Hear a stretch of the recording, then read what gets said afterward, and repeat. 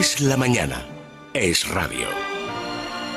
Pues son las 11 y 8 minutos, las 18 minutos en las Islas Canarias y seguimos con la sintonía de Es la Mañana de Federico Jiménez de los Santos, en este caso en la compañía de don César Vidal. César, buenos días. Muy buenos días. Y de don Jorge Alcalde. Jorge, buenos días. Muy buenos días. Tenemos que hablar de preguntas a la historia, las preguntas que le formulan los oyentes a nuestros expertos bien relacionados con la historia o preguntas de ciencia, también de ámbito histórico, que son las que le formulan a Jorge Alcalde. Les voy a recordar la dirección de correo electrónico a la que pueden mandar sus cuestiones. Son historia@eslamanana.com, historia@eslamanana.com, y también un número de teléfono que es el de nuestro contestador, el 914090503, 914090503. Ahí recogemos todas estas preguntas y en concreto las preguntas que se relacionen con la ciencia. Si son seleccionadas, las contesta Jorge en este programa, tienen un premio, una suscripción a la revista Quo durante un año, así que gratuitamente. Tienen muchas razones para formular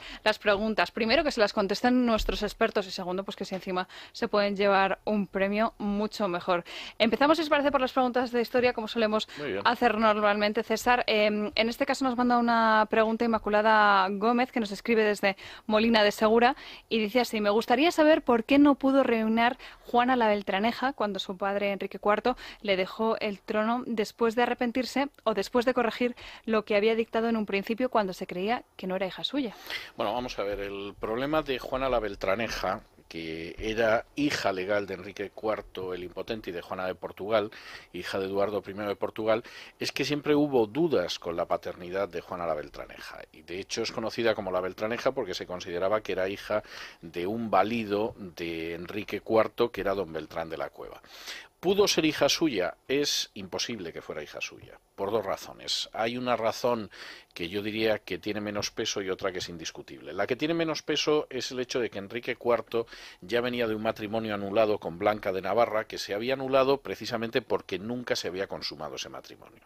No es seguro que Enrique IV fuera siempre impotente, de hecho tuvo algún amante aparte, pero por razones que se nos escapan, Marañón las atribuía sobre todo a cuestiones de tipo físico. Hay quien ha pensado en una impotencia psicológica con Blanca de Navarra. Lo cierto es que ese matrimonio no se no se consumó. En un momento determinado Enrique IV decidió que ese matrimonio se anulara para volver a casarse y nació la niña Juana. Pero curiosamente nació después de un periodo de más de 10 meses en que no había tenido contacto con la reina, con lo cual resulta bastante difícil creer que efectivamente Juana fuera su hija. La nobleza nunca pensó que Juana era su hija. El propio rey Enrique IV afirmó que no era su hija y dejó como heredera a Isabel la Católica, la que luego sería Isabel la Católica, y curiosamente eso es algo que de manera bastante natural, puesto que la princesa Juana se casó con el rey de Portugal, pues el rey de Portugal en un momento determinado consideró que podía apoderarse de Castilla, invadió Castilla y se produjo una guerra en la que acabaron ganando los reyes católicos y perdió tanto Juana como su marido, el rey de Portugal, convirtiéndose al final simplemente pues en su excelencia de Portugal. Hay una cuestión que menciona esta oyente que a mí me parece importante, y es la tesis que han sostenido algunos autores de que efectivamente Enrique IV en un momento determinado se volvió atrás de sus propias decisiones y sí proclamó que Juana era hija suya. Pero esto documentalmente nunca se ha podido probar. Es decir, no existe una probanza indudable de que en algún momento de su vida diera marcha atrás. Y lo que sí sabemos es, primero, que había un matrimonio anulado porque no se consumó, que es prácticamente imposible en un 100% que hubiera podido dejar embarazada a la reina, que ésta tenía devaneos con distintos caballeros de la corte y que además él mismo declaró que la hija no era hija suya. Yo creo que en este sentido, más allá de las novelas que pueden ser muy entretenidas, pues realmente Juana la Beltraneja no era hija del rey, no merecía reinar y por si faltaba poco perdió la guerra. Y además queda ese apodo del impotente que es suficientemente significativo. Es bastante significativo, sí. Como para atestiguar que, por tanto, no era hija suya y, por tanto, queda contestada esta pregunta que nos hacía Inmaculada Gómez. Vamos con la segunda. Esta es de Rafa Martínez García, que nos pregunta: si el bando republicano hubiera ganado la guerra civil, ¿se habría mantenido la legalidad republicana o España se habría convertido en una república de corte soviético? Bueno, vamos a ver. seguramente ni una cosa ni la otra, pero entiendo más o menos por dónde va el oyente. Vamos a ver, la legalidad republicana, como mucho, mucho, llegó hasta el 17 de julio del 36. Y esto Esto no solamente por testimonio de los vencedores, sino de los mismos vencidos. Tagüeña menciona en uno de los libros de memorias más interesantes de la guerra, Tagüeña, que era del Partido Comunista y acabó siendo general del Ejército Popular de la República, que el 17 de julio se proclamó la Tercera República desde el momento en que se produjo un alzamiento, y en el otro lado ya la revolución fue incontenible. La revolución realmente había empezado ya en febrero del 36 con la victoria del Frente Popular, pero no cabe la menor duda de que a partir del estallido de la guerra esa revolución fue absolutamente innegable, y la Segunda República, que se había conocido más o menos respetada, más o menos violada su legalidad en varias ocasiones, como en octubre del 34, lo cierto es que desapareció.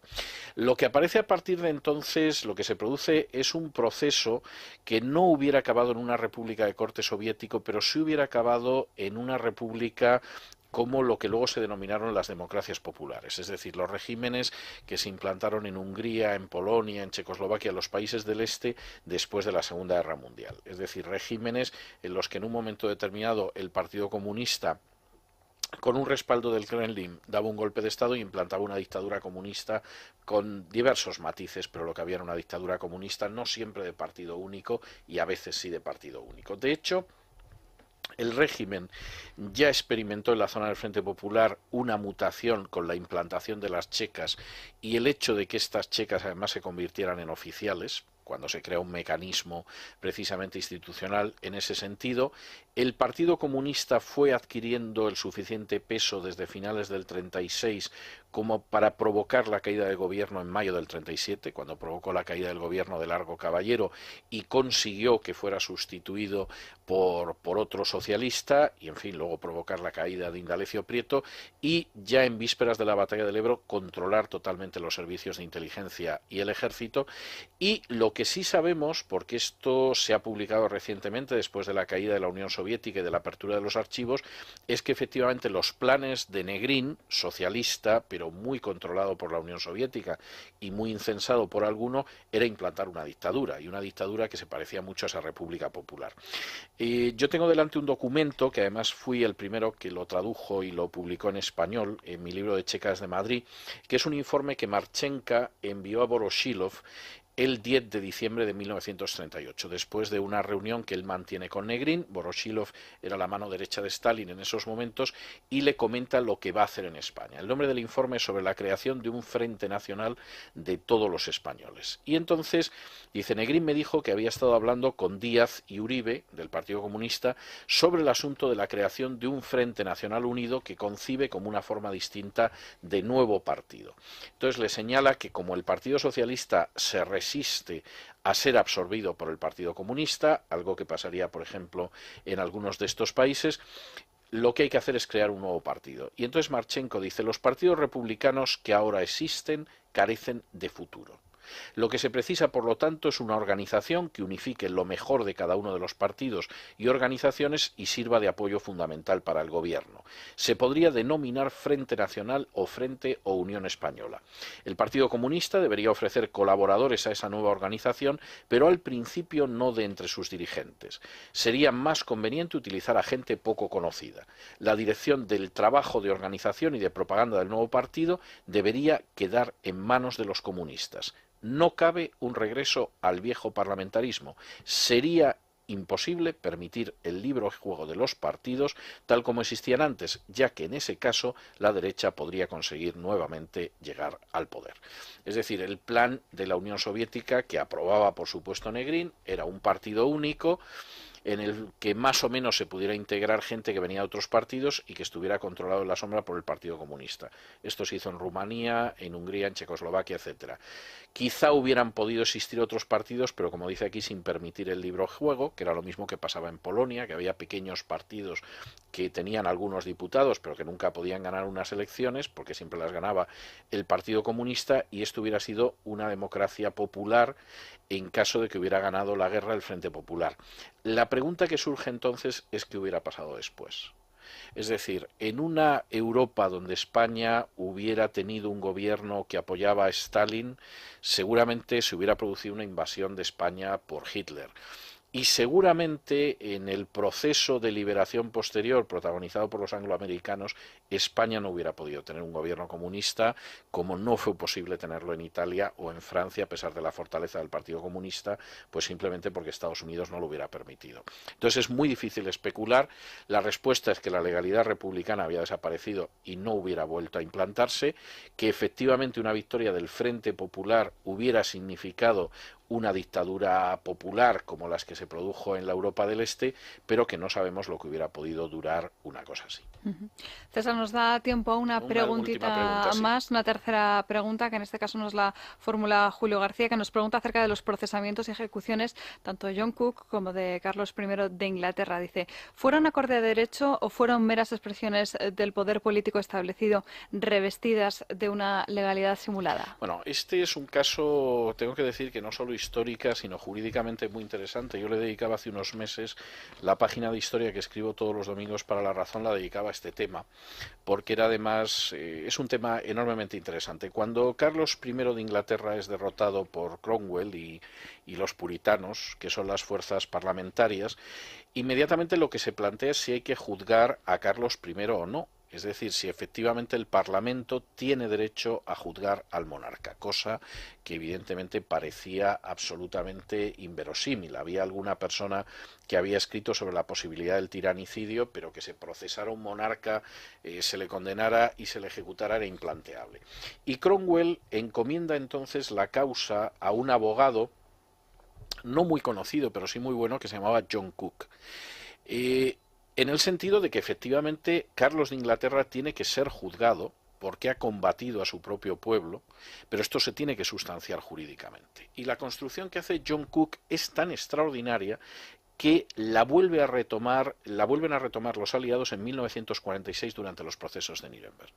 Es decir, la idea de que efectivamente hay una serie de crímenes que son crímenes contra la humanidad y que aunque estén o no estén codificados, tienen que ser juzgados. Y entre ellos está el hecho de que un monarca se vuelva contra su pueblo, cuando además su pueblo lo que ha hecho ha sido simplemente defender unos derechos que son muy claros, como puede ser la libertad de conciencia, la libertad de expresión o la propiedad privada. El proceso es un proceso en el que John Cook actúa como fiscal, en el que se condena a Carlos I y en el que se decapita a Carlos I. Yo creo que sí fue un proceso legal, creo que jurídicamente estaba muy bien sustentado y creo que además se adelantó en 3 siglos a todo el razonamiento jurídico del proceso de Nuremberg, que es algo, por cierto, que ha provocado estudios muy recientes en esa misma dirección. Ya más discutible fue lo que pasó luego con John Cook, porque evidentemente Cromwell muere, se produce una restauración, el hijo de Carlos I regresa a Inglaterra y entonces Carlos II se dedica a ejecutar a todos los que se habían enfrentado con su padre, incluido John Cook. Y aquí evidentemente sí que hubo una mera expresión del poder político establecido y una venganza pura y simple, ¿no? Pero insisto mucho en esto. Cook fue un adelantado y fue tan adelantado que incluso la propia doctrina de Cook no fue asimilada, por ejemplo, durante la paz de Westfalia de 1648 y hubo que esperar a Nuremberg. Pero yo creo que estaba muy bien fundamentado y posiblemente en términos jurídico-histórico-políticos es de lo más interesante y más sugestivo que se ha producido. Pues contestada queda esta pregunta Julio García. Ahora sí tenemos que hacer una pequeñísima pausa, pero tengo que recordarles de nuevo que está a la venta en la tienda de Libertad Digital este recopilatorio que tengo en mi mano. Es Navidad, un recopilatorio con las mejores canciones de esta época del año, y me gusta mucho la parte internacional de este disco porque hay muchas canciones en inglés, que no solo tenemos villancicos españoles populares, sino que también hay otras versiones como la que escuchamos ahora, que es la de Mariah Carey, que además leí en internet que es la canción que más se ha escuchado a lo largo desde que se salió a la venta, desde que se publicó, es la que más se repite en estas fechas, al menos en Estados Unidos, la de Mariah Carey. Así que ya saben cuál es el número de teléfono, es el 915671876, 915671876. Ahí está disponible este recopilatorio y todas las muchas buenas ofertas que hay en la tienda de Libertad Digital. Y nosotros ahora hacemos una pausita, pero volvemos enseguida.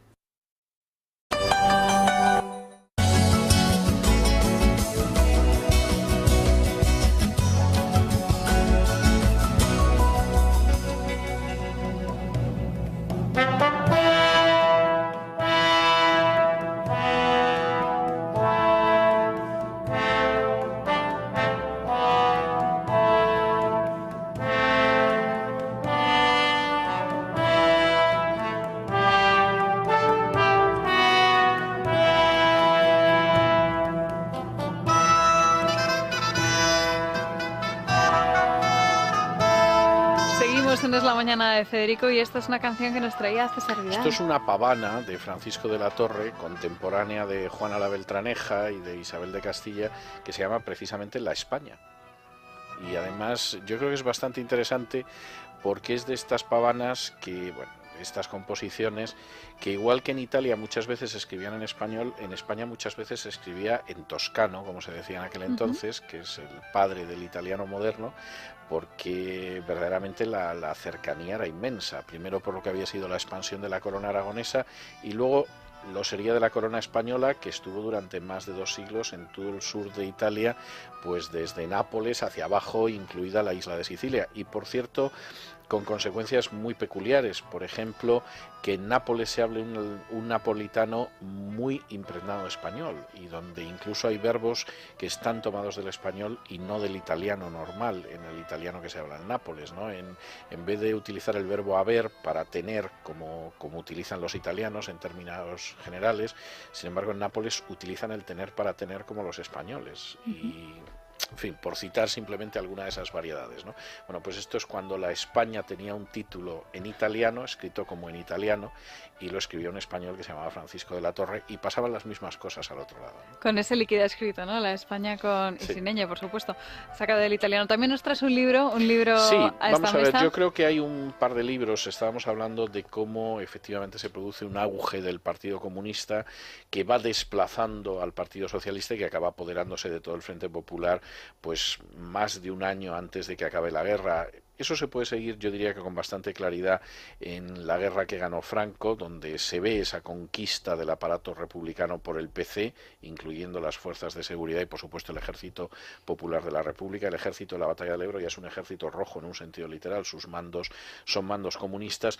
Y mencionaba antes Checas de Madrid, donde aparece recogido este documento de Marchenka que leía antes y donde se habla de que, bueno, de que el destino en absoluto es la democracia ni la restauración de la legalidad de la Segunda República ni cosa parecida, ¿no? Sino una dictadura que de alguna manera garantice que va a seguir en el poder Negrín y un nuevo partido, puesto que el Partido Socialista, sobre todo el sector de Largo Caballero, que fue apartado del poder por los comunistas en mayo del 37, pues es bastante reticente a dejarse fusionar. Pero tengo que decir que esa fusión sí se dio en otros países, por ejemplo en Checoslovaquia, en Hungría, donde el Partido Comunista acabó fagocitando a los partidos socialistas nacionales después de la victoria soviética en la Segunda Guerra Mundial. Pues César, me apunto las referencias de este libro y voy a aprovechar para recomendar otro libro que es El Guerrero y el Sufí, que está disponible en las librerías. Gracias, sí, que estuvimos firmando este sábado. Bueno, Federico estaba firmando El linchamiento con un éxito extraordinario, yo estuve firmando el Guerrero y el Sufí, que es mi última novela. Se encuentra disponible en la editorial Grijalbo, si no me equivoco. Sí, Además, sí, podrán los oyentes escuchar una entrevista en L de Libros este próximo sábado a las 4:30 y el domingo a las 7 de la mañana. Sirva ya esto como aperitivo de esa entrevista. Así que el tiempo histórico es distinto, es en la antesala de las Navas de Tolosa. Estamos a inicios del siglo XIII, pero la gente se va a quedar sorprendida de cuántas cosas suenan familiares. Es decir, se va a encontrar con una España dividida en porciones políticas que desconfían entre sí, se va a encontrar con la gente que tiene que marcharse de regímenes islámicos porque empiezan quemando los libros y no saben si les van a quemar a ellos, y se va a encontrar con el triunfo del integrismo islámico en el norte de África, que casi parece que es la portada de la prensa de hoy. Son cosas que nos suenan desde luego porque lo estamos leyendo en los medios de comunicación día tras día, o sea que podemos decir que todo lo que pasa ahora ya ha pasado antes en la historia y en este caso... Bueno, han pasado cosas muy parecidas, sí, y generalmente muy inquietantes. Lo podemos ver. Te felicito por el libro y también por este fin de semana que has tenido mucho jaleo por ese estreno de la obra de teatro de La Noche de la Tempestad. Fue muy bien La Noche de la Tempestad, el estreno que tuvo el sábado. Mañana, a pesar de ser martes, pero como es fiesta, va a haber un pase especial, pero bueno, lo podrán asistir los oyentes todos los sábados, que hay 2 sesiones, pues a partir de esta misma semana. Está en el Teatro Carpas, que está en la calle Santa Isabel 19. Es una paralela a Atocha. Yo les aviso que es un teatro chiquitito, es un teatro de cámara. Es un teatro de cámara, tiene solamente 60 localidades, o sea que si se uno tiene que dar no la prisa. reserva, pues sí, se puede encontrar con... Y de hecho pasó el sábado, es decir, el sábado hubo gente que no tenía reserva y que apareció por allí para ver la obra y se quedó sin verla. Pues yo a ver si tengo un poquito de suerte, consigo que mañana hay 2 funciones y me apunto a ver esa Noche de la Tempestad. Muchísimas gracias, César. Muchísimas gracias a ti. Y nos vamos con Jorge Alcalde. Jorge, nos vas a hablar de Cristóbal Colón, si no me equivoco. De un gran misterio, un misterio científico todavía sin resolverse. Era una pregunta que nos planteaba Juan Ignacio López Trujillo a raíz de un documental que había visto en un canal de televisión norteamericano, Discovery Channel, en el que se realizaban unas pruebas de ADN para averiguar cuál era el verdadero origen de Cristóbal Colón. Él nos decía en las muchas preguntas que nos formulaba que en España no tratamos casi nunca este tema, y es que parece que Cristóbal Colón es una persona completamente ajena a nosotros cuando la historia nos demuestra todo lo contrario. Bueno, solamente se convierte en actualidad Cristóbal Colón cuando alguien quiere apropiarse su origen, ¿no? Cuando se dice, pues, que era catalán o que genovés, o era gallego, cualquier cosa se puede decir, ¿no? Se puede decir cualquier cosa sin el fundamento de la genética, sin la base de la ciencia, porque realmente es muy difícil saber científicamente, basándonos en los datos genéticos, cuál fue el origen real de Colón. Tenemos base documental para poder intuir históricamente el origen real de Colón, pero el propio Cristóbal Colón se preocupó de confundir a los historiadores que luego vayan a venir a estudiar su figura. De hecho, el propio Hernando, su hijo, en 1571, quiso que su patria y origen fuesen menos ciertos y conocidos. Porque había fundamento legal incluso, y esto César lo sabrá decir mucho mejor, para que Cristóbal Colón y sus descendientes jugasen al despiste con el origen del gran descubridor. Entre otras cosas porque en aquella época las leyes de Castilla impedían que se pudiesen heredar títulos y posesiones que tuviesen que ver con privilegios de gobierno, de regiones o con la administración, si se procedía de un origen extranjero. Los extranjeros no podían ceder por las leyes de la Corona de Castilla esos títulos y privilegios a sus descendientes. De manera que parece ser que había algún fundamento legal por el cual Cristóbal Colón conscientemente intentó jugar al despiste de cuáles eran sus auténticos orígenes. Y hoy tenemos un fundamento científico para seguir estando despistados, porque la única base que tenemos para conocer tanto el origen como el lugar en el que reposan sus restos, pues efectivamente son esos restos que están dispersos, están desperdigados por bastantes zonas, por bastantes lugares del mundo, ¿no? Tenemos en la Catedral de Sevilla, conocemos que existen restos de Cristóbal Colón, que se han hecho estudios genéticos muy exhaustivos, realizados por genetistas muy prestigiosos que hay en la Universidad de Granada, y que determinan, estudiando el ADN mitocondrial, que es un ADN que se hereda solamente a través de las madres, solamente las mujeres lo traspasan a sus hijos, la mayor parte, estudiando este ADN mitocondrial y comparándolo con lo de los restos de Diego Colón, de su hijo, pues ha descubierto que es exactamente el mismo y que por lo tanto los restos que reposan en Sevilla pertenecen a alguien que debió ser el padre de Diego, por tanto debe ser Cristóbal Colón. Pero es que esos restos están incompletos. Los restos que reposan en Sevilla son apenas un 20% de un cuerpo humano. Nos queda un 80% de Cristóbal Colón, que anda por ahí desperdigado. Sabemos dónde puede estar. Cristóbal Colón murió en Valladolid, después de haber seguido a la corte intentando arreglar posiblemente sus asuntos de administración de su hacienda y de sus herencias, y un ataque de gota parece ser lo postró y terminó matándolo en Valladolid. Allí fue enterrado en primer lugar, pero en su testamento había pedido ser enterrado en la Española, en Santo Domingo. Y efectivamente se trasladaron allí sus restos posteriormente. Con las primeras revueltas ya en el siglo XVIII independentistas de Santo Domingo, aquellos restos fueron evacuados y reposaron durante un tiempo en La Habana, en la Catedral de La Habana, que en 1898, con la independencia de Cuba, pues esos restos volvieron a ser traídos a España y quedaron en la Catedral de Sevilla. El problema es que durante todo este trasiego fueron quedándose restos de Cristóbal Colón y no ha habido capacidad material de compararlos genéticamente, porque para comparar genéticamente los restos de un ser humano hace falta mucha cantidad. Los restos que reposan en Sevilla están mezclados además con arcillas, con plomo de diferentes cajas, de cofres en los que han ido pasando. Es muy difícil extraer suficiente material genético para realizar investigaciones exhaustivas. De manera que la ciencia tiene la certeza de que algunos de los restos son de Colón, pero no puede dar certeza absoluta de que los demás son también procedentes del mismo cadáver, del mismo cuerpo. Así, el misterio parece ser que, como quería el propio Colón mantenerlo en secreto, sigue siendo un misterio. Otra cosa es el estudio de su origen.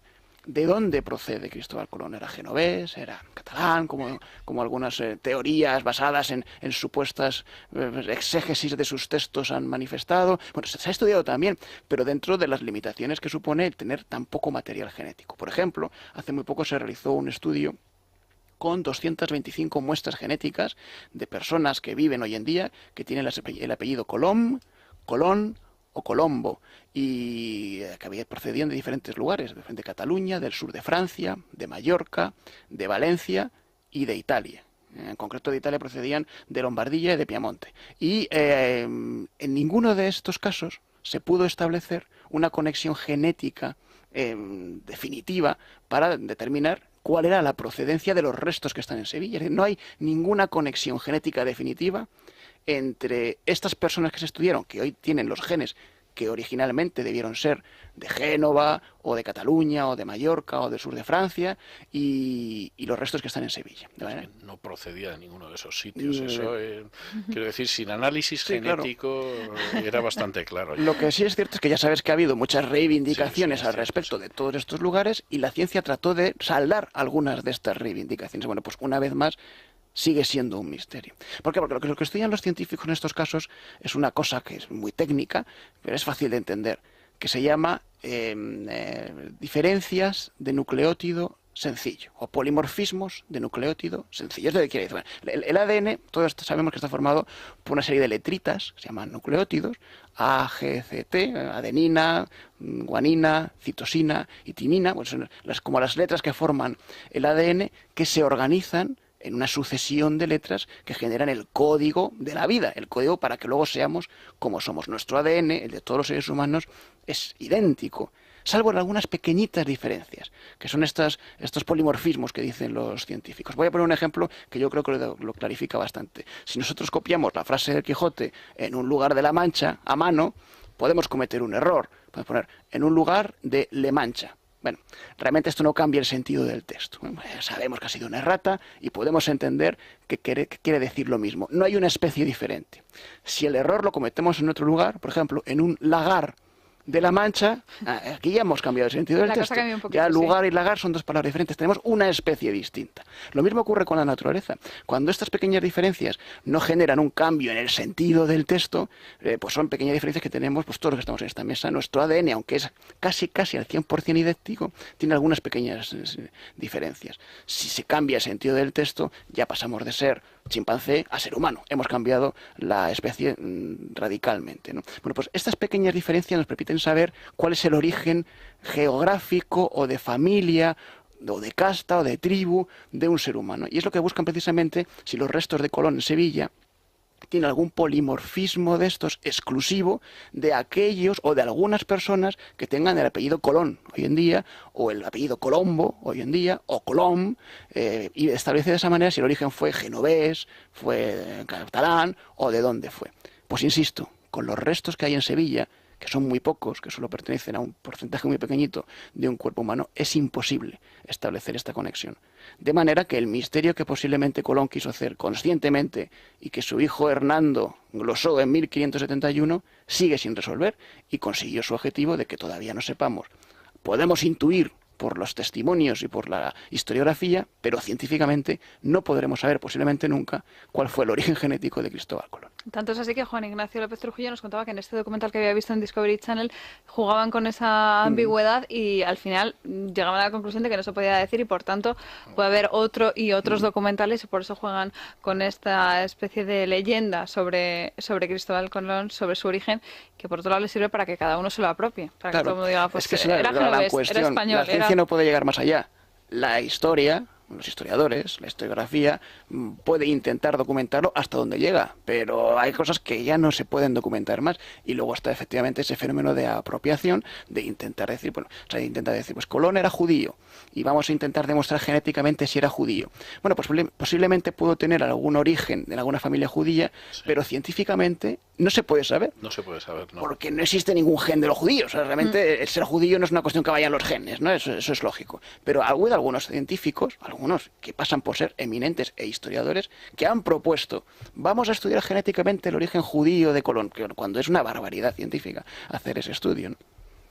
Bueno, pues este oyente, Juan Ignacio López Trujillo, se lleva esta suscripción a la revista Cubo por esta pregunta formulada. Y ya saben que preguntas como estas pueden encontrar respuesta en las páginas de esa revista, que pueden adquirir en sus kioscos y también a través de la edición online, si no me equivoco. En cubo.es. www.cubo.es. Recordábamos la novela de César, la del Guerrero y el Sufi, que está disponible en Grijalbo, y también quiero recordar la tuya, Jorge, La Noche del Rey, que está disponible en Temas de Hoy. Un regalo perfecto para estas Navidades, cualquiera de las dos, incluso las dos. Y si a esas le unimos este libro que tengo aquí, que es El linchamiento de Federico Jiménez Los Santos, pues razón de más para que los Reyes queden muy bien estas Navidades. En concreto, este libro está disponible en la tienda de Libertad Digital y además pueden adquirirlo con un 5% de descuento, así que ya saben que tienen que entrar en libertaddigital.com y acercarse a esta tienda. Jorge, César, muchísimas gracias a los dos, y nosotros hacemos una pausita y volvemos enseguida con Pedro Madera y una receta que nos tiene preparada. Eduardo I de Portugal, es que siempre hubo dudas con la paternidad de Juana la Beltraneja, y de hecho es conocida como la Beltraneja porque se consideraba que era hija de un valido de Enrique IV, que era don Beltrán de la Cueva. ¿Pudo ser hija suya? Es imposible que fuera hija suya, por dos razones. Hay una razón que yo diría que tiene menos peso y otra que es indiscutible. La que tiene menos peso es el hecho de que Enrique IV ya venía de un matrimonio anulado con Blanca de Navarra, que se había anulado precisamente porque nunca se había consumado ese matrimonio. No es seguro que Enrique IV fuera siempre impotente, de hecho tuvo algún amante aparte, pero por razones que se nos escapan, Marañón... Tienen muchas razones para formular las preguntas. Primero, que se las contesten nuestros expertos, y segundo, pues que si encima se pueden llevar un premio mucho mejor. Empezamos, si os parece, por las preguntas de historia, como solemos hacer normalmente, César. En este caso nos manda una pregunta Inmaculada Gómez, que nos escribe desde Molina de Segura, y dice así: me gustaría saber por qué no pudo reinar Juana la Beltraneja cuando su padre Enrique IV le dejó el trono después de arrepentirse o después de corregir lo que había dictado en un principio cuando se creía que no era hija suya. Bueno, vamos a ver, el problema de Juana la Beltraneja, que era hija legal de Enrique IV el Impotente y de Juana de Portugal, hija de...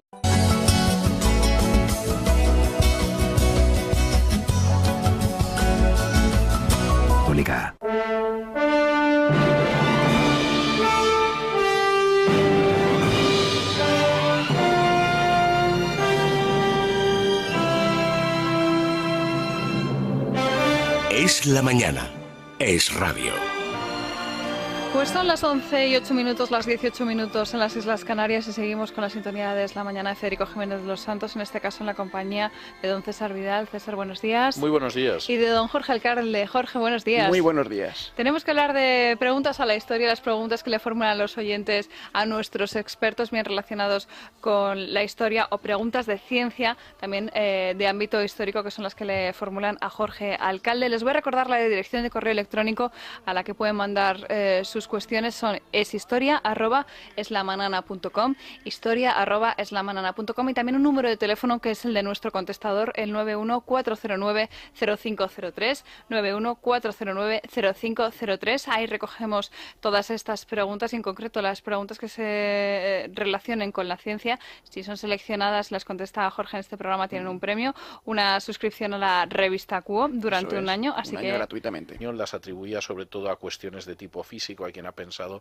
en una impotencia psicológica con Blanca de Navarra. Lo cierto es que ese matrimonio no se anuló, no se consumó. En un momento determinado Enrique IV decidió que ese matrimonio se anulara para volver a casarse, y nació la niña Juana. Pero curiosamente nació después de un periodo de más de 10 meses en que no había tenido contacto con la reina, con lo cual resulta bastante difícil creer que efectivamente Juana fuera su hija. La nobleza nunca pensó que Juana era su hija. El propio rey Enrique IV afirmó que no era su hija y dejó como heredera a